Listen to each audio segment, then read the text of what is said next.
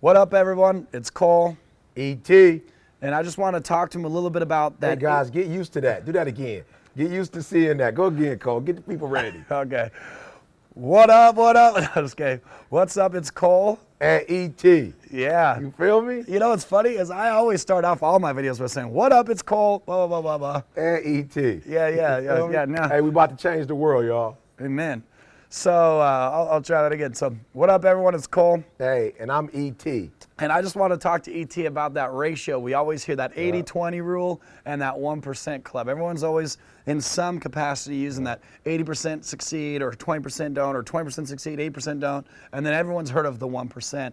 And in your career, you've had the honor of really focusing on that 1%. And you know, you get to go to events where you're working with the 20%, helping them get to the 1%. And then just because of who you are, you're able to work with the 1% directly. And I'm always with the 82 some kind of way. Yeah, that's true. I'm saying, that's not with me, right? No, I wish. It's the 1%er. I mean, not necessarily speaking. Well, speaking to, because I have to go to schools, I have to go to prisons, just different places where people aren't necessarily experiencing the American dream and not living their best life. Sure. So yeah, the whole spectrum then. But then again, of really focusing your career from the philanthropic, you go and you speak at the schools and all that. But where you're doing work, where you're actually, whether it's on a retainer or a one-off speaking gig, etc., is the focus with those, high-level executives, celebrities, professional athletes. Whether it be like when we hung out the first time, we were hanging out with the Miami Dolphins because they wanted you to come and talk to the coach. And so whether it be, I guess the framework I'm creating is it doesn't matter if they're an athlete, an actor, celebrity type, or an entrepreneur, that framework of the 1%. You were saying off camera, which is why we grabbed a camera for you all to enjoy this. You were saying off camera that there's similar fundamentals, that the framework's all kind of the same. And Absolutely. So we were just hanging out in my kitchen for those of you that are joining us. And as he was responding to some of my questions, I was like, man, we got to get a camera and just share this with the world. Yeah. So let me just tell you why. How I got to the 1%. And for me, I'm just being real. I got so frustrated because people kept saying like it's a scam, and like different companies that they would work for, it's a scam, or whatever. It's a scam. It's a scam. It's a scam. And I'm like, it can't be a scam because 20% of people they're getting it. So it can't be a scam if 20% are making it happen, and then somebody like myself who was homeless, high school dropout, became one of the top motivational speakers in the world. But I realized with the 80%, what they're doing wrong, Cole. Man, they're going to all the conferences. They're listening to the podcast. They're buying all the books. I mean, they're doing all the theoretical stuff. Like, they're making it happen, so it's not like they're lazy. Right. When I say 80, I'm not talking about people. I'm talking about that percent that, like, they're there. They're making it happen, but they're not doing what the 20% is doing. And what that is, that's the mindset. You think, I get the book. I get the audio. I listen to the podcast. And boom, voila. And that's not the truth. It's a mindset. And before I talk about the mindset, I think what's important is it has to fit to use. And so most people are getting a program that somebody else came up with that worked for them. Right. So the theory part is right, but what you're doing wrong is that you don't understand. You got to make it fit for you. It's got to be customized for you. So when you look at E.T., I might be one of the top speakers in the world, but when you look at the other guys and you look at me, you see it's something different. You see the hat, you see the shoes. And so what I've been able to do is take the stuff from Zig Ziglar, take the stuff from Tony Robbins, take the stuff from Les Brown when I was younger, and listen, Nightingale. Like, I'm listening to the same people, Napoleon Hill. I'm listening to who everybody else is listening to, but I'm not just listening and going, do exactly what they say. I'm saying, you got to customize it. You got to make it work for you. You got to make it fit in your language. You got to make it fit for your audience. You got to make it fit for you. And that's one of the things I want to teach with the 1% Club is that you can't take Eric Thomas stuff. Listen to me, come to all my conferences, and do it just like get the hat. What up, what up, what up? It's your boy, Point Dexter. You know what I'm saying? You just can't go, okay, he went what up like this. Okay, he's loud. I'll hear people all the time, go loud. And I'm like, I'm not loud, I'm passionate. You're loud. So that's one of the 80-20, 1%, man. I just think that what I'm going to be able to help people realize is that there's a certain way the 1%ers think. I don't care who the 1%, football, basketball, coaches, CEOs.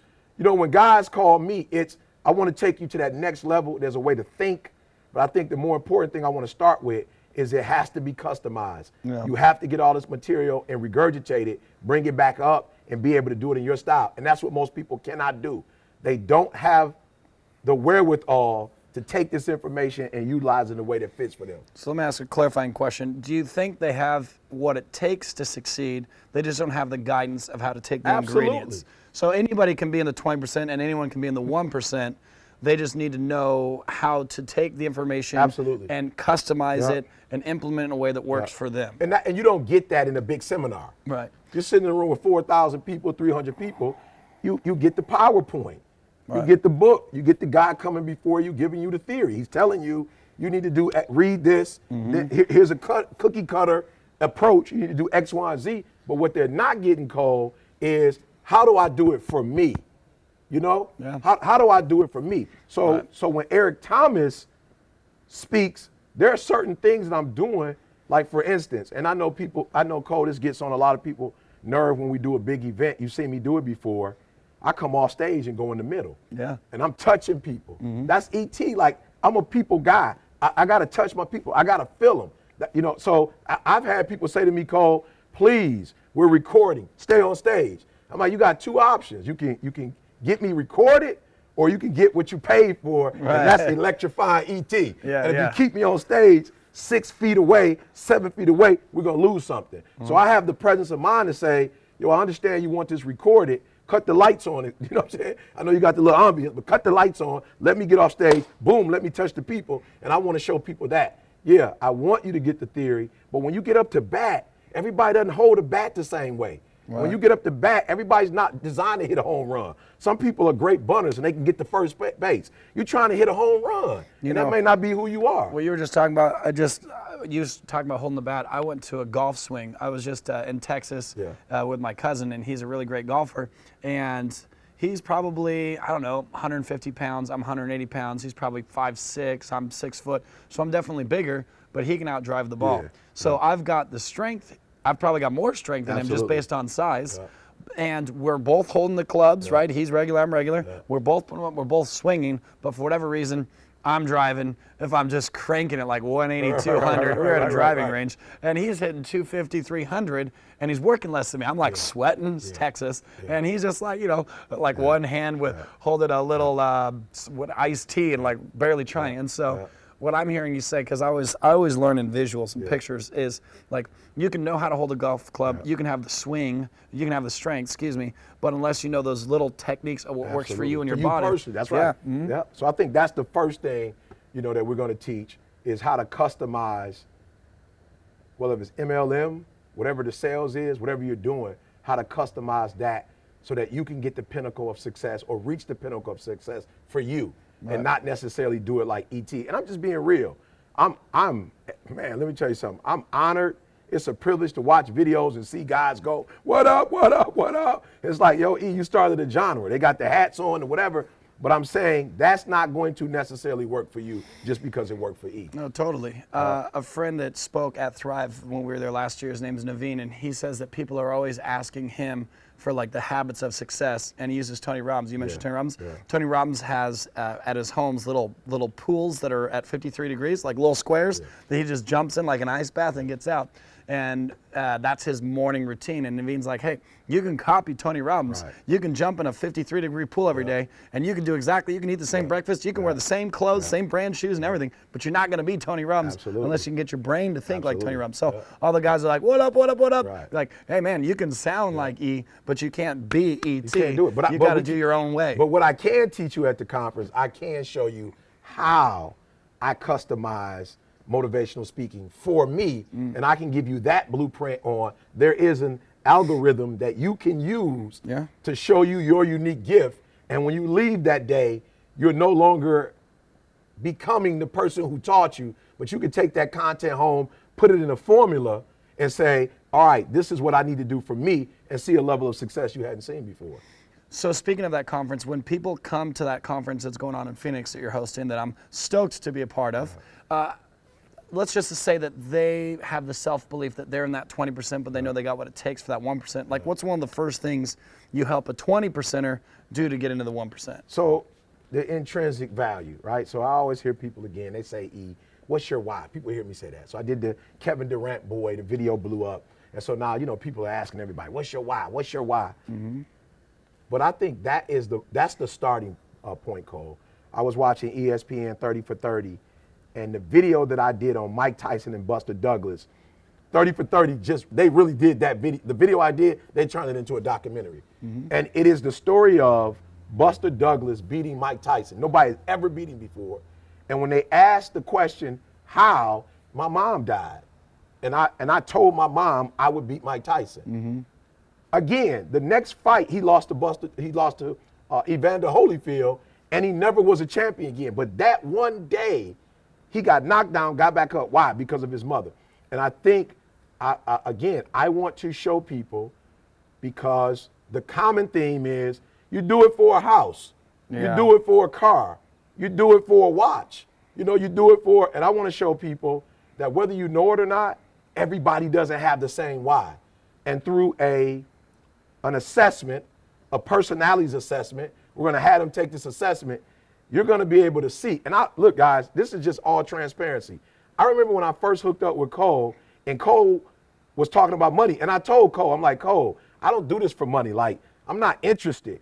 And Cole said, I'm not asking you to do it, E, for money in terms of a house or a car, but I'm telling you, if you want to pay for more kids to go to college, E, if you want to open up an orphanage, E, if you want to go to Africa and build wells for water, E, you need money.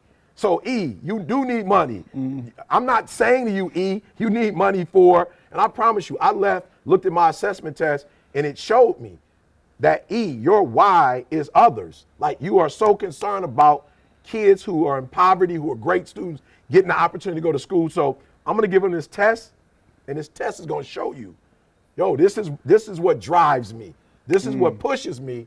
And so instead of you borrowing again, everybody wants a car. There are some people, Cole, who are driven by money. Yeah. That's what they're driven by.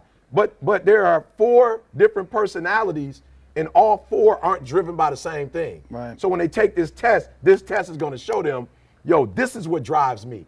And so you'll be able to do the same work you've done before, but you'll be able to do it with an effort and an energy and a commitment that you've never had before. So when Dee Dee got diagnosed with MS, when my son broke his femur, when my mother-in-law was diagnosed with cancer, they called hospice and said, look, she's got a couple months left, spend it with your family. She's here 8 years later. Why?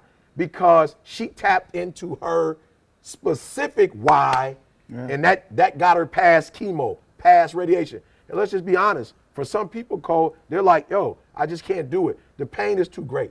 It's just too much. But if you have the right why will get you past that. And so we're going to, like I said, give them a test that's going to show them what their driver is. And when they leave from that room, they will have an energy and an effort in working the way they've never worked before.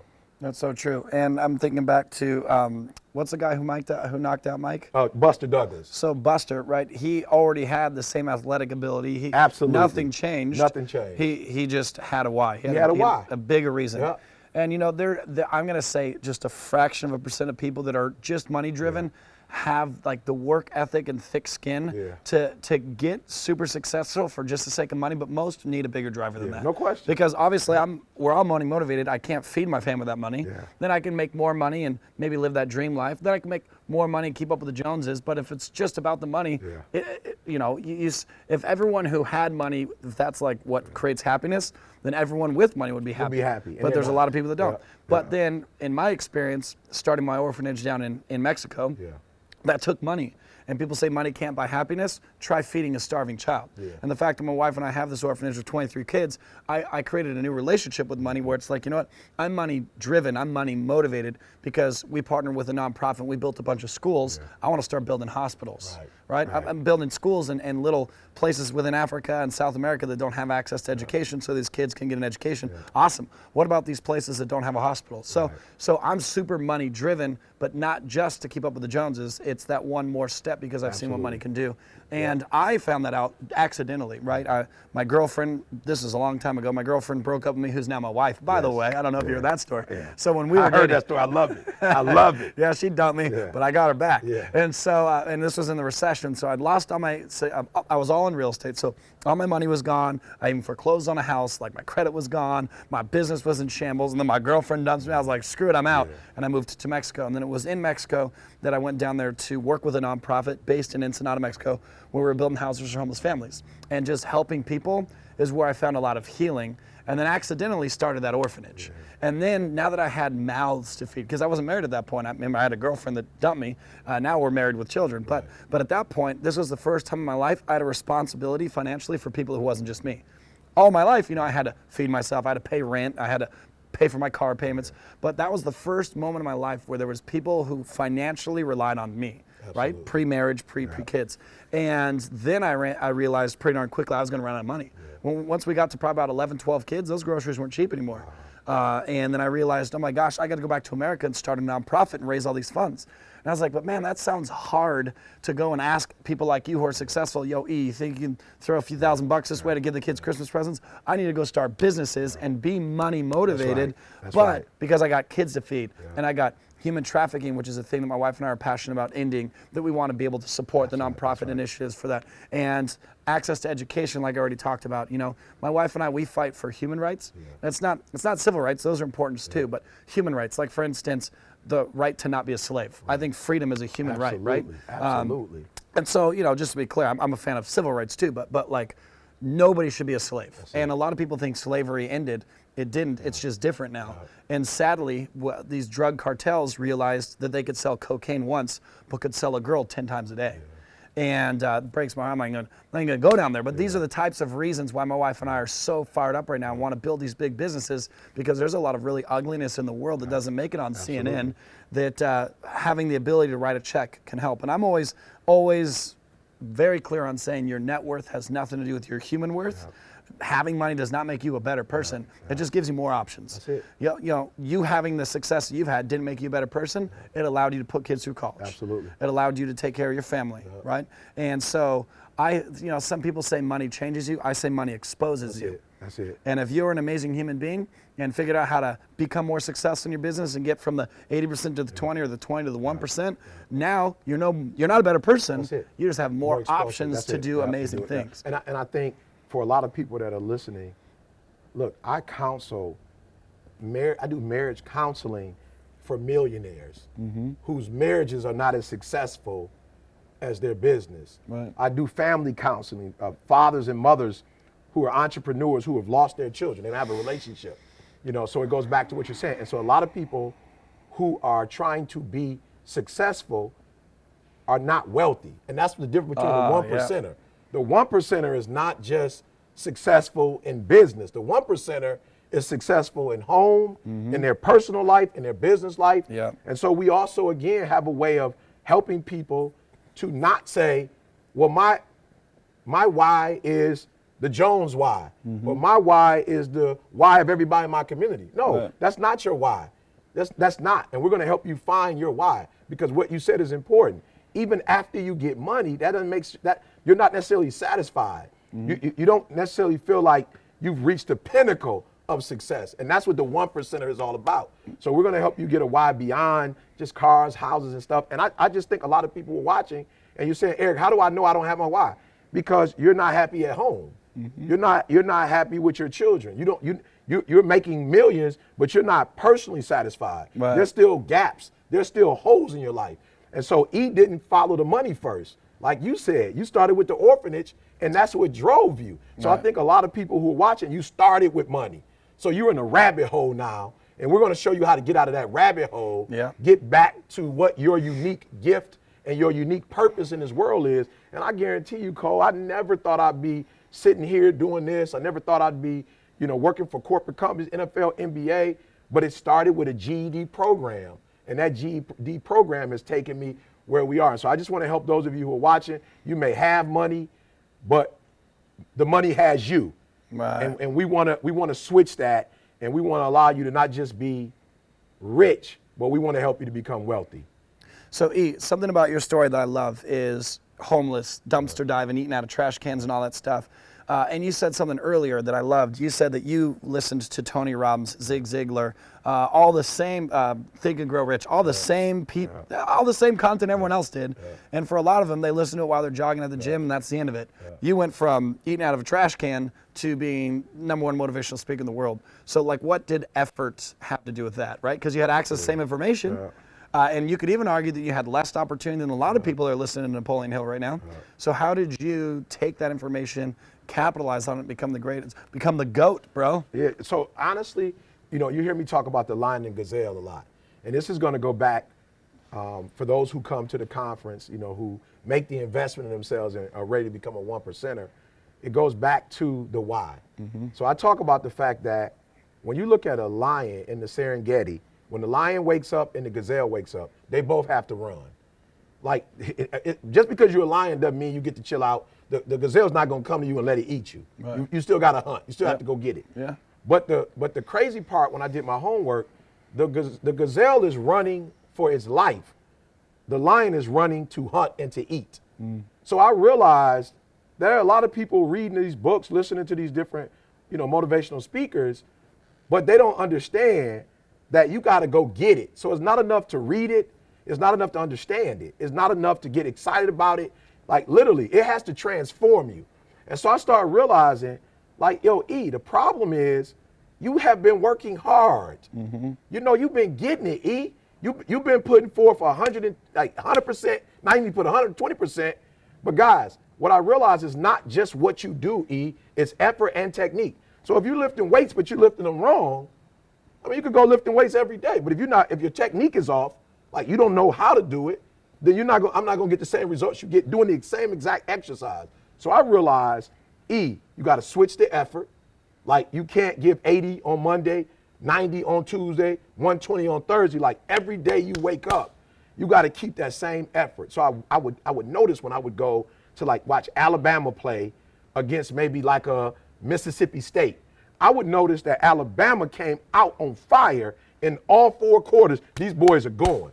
But I would notice Mississippi would come out strong, but if they went down by 14, you saw the body language change. They came back after halftime strong, 4th quarter, fatigue kicked in. And I started realizing, Cole, if I get 120, 1st quarter, 2nd quarter, 3rd quarter, 4th quarter, if my effort and my technique is both strong, nobody's gonna stop me. Why? Because the average person, Monday they come into work sluggish and they got to drink their coffee, they got to read their newspaper. I'm like, I got you beat. You didn't get started until 9 o'clock.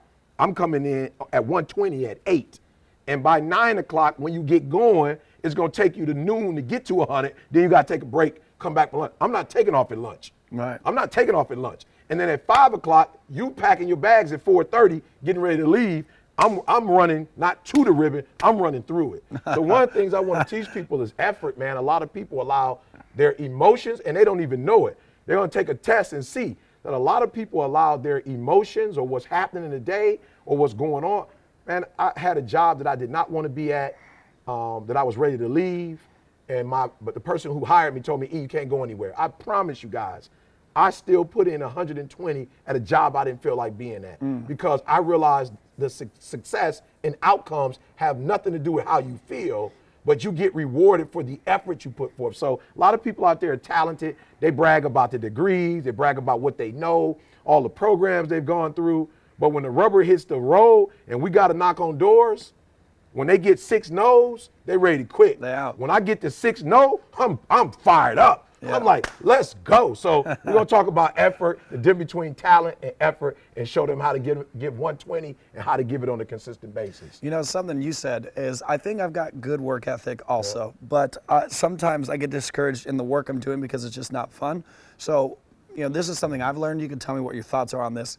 Is the part of my day that I dislike the most, I try to get it out of the way. It's like eating your it's like eating your vegetables first. Don't tell them all the secrets. Okay. I'll tell them all the secrets. Okay. But you know what I'm talking about, though? Questions it's like eat the vegetables first, because as soon as you start eating some of that steak or whatever it is, then the veggies don't look as good. So it's like, all right, let me get these green beans out of the way. Okay, cool. Now I got my vitamins. Now I'm going to go for the good stuff. So that's one thing that's helped me get to that 120% and stay there is sometimes I could have a good pace in business and then I deal with the thing I don't want to deal with and it knocks off my rhythm, my cadence for the rest of the day. So, and I was telling somebody earlier today, It's his first big opportunity to speak.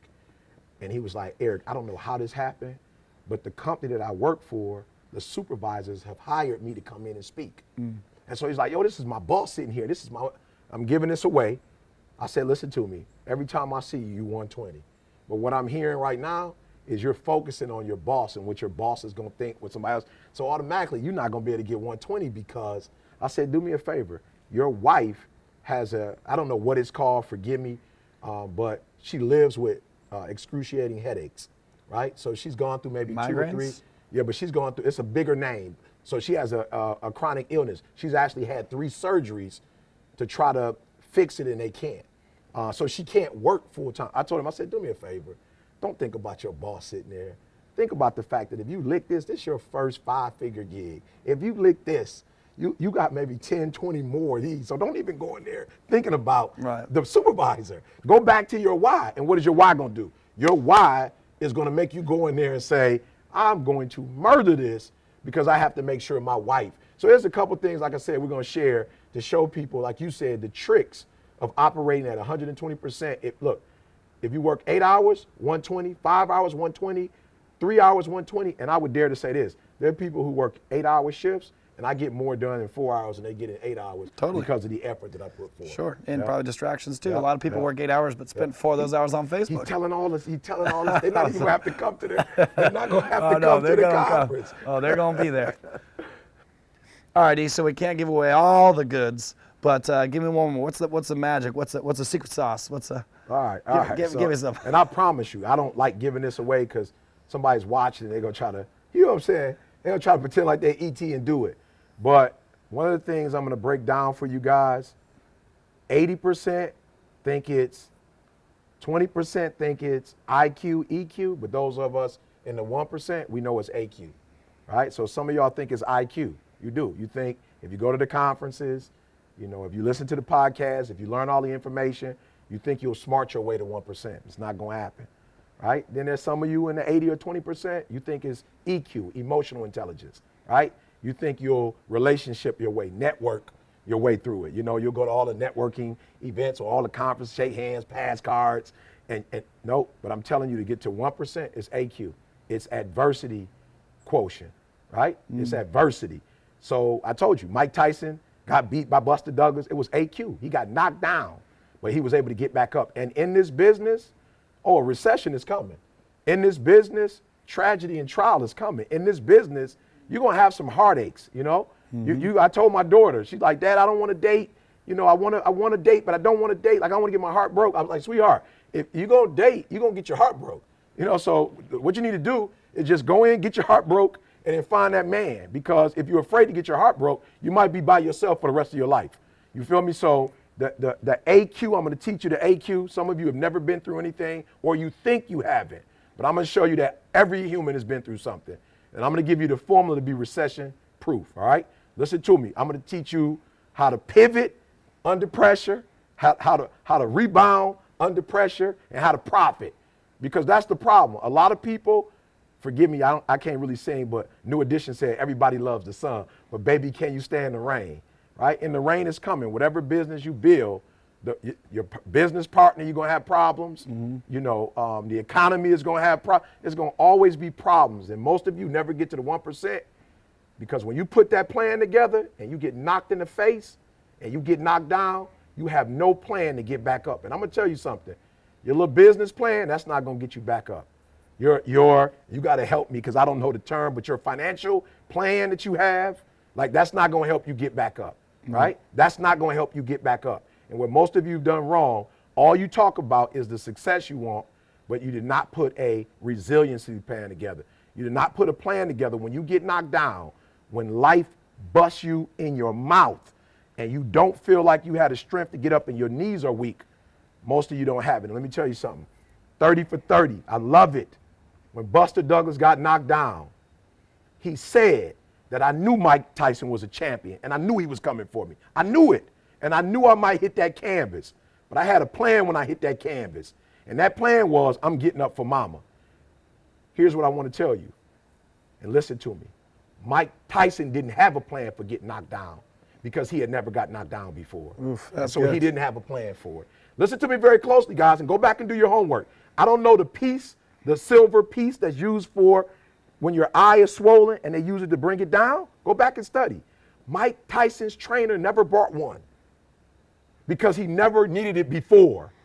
And he thought Mike gonna knock him out in the first round.